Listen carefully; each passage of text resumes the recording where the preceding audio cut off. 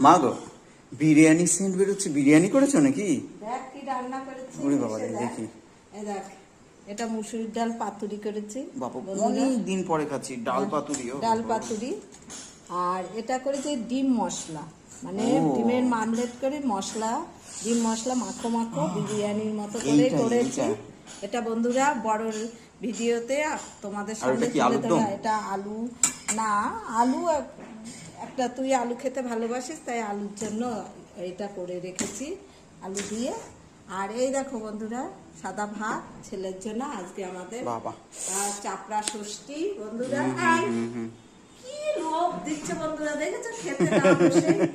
আজকে আমার চাপড়া ষষ্ঠী, ছেলের জন্য দুবেলা একবারে করে রাখলাম, রাত্রে আর করবো না। আমার জন্য এখন আমি রুটি আর তরকারি করব, কারণ চাপড়া ষষ্ঠীতে আমাদের ভাত খায় না বন্ধুরা।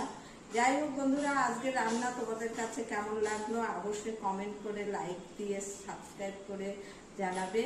কারণ কি বলো তো, আজকে রান্নাটা ছেলের জন্যই করেছে। ও ডিম এইভাবে খেতে ভালোবাসে। ওটা ডিমের অ্যাকচুয়ালি বিরিয়ানির মশলা টশলা দিয়ে করেছি, ডিম মশলা, মানে ডিমের মশলা দিয়ে তৈরি করা মামলেট করে। বন্ধুরা, আমার রান্না বান্না বা আমার কথাবার্তা তোমাদের কাছে যদি ভালো লেগে থাকে অবশ্যই দয়া করে তোমরা আমার পাশে থেকো। আর তোমরা ভালো থেকো।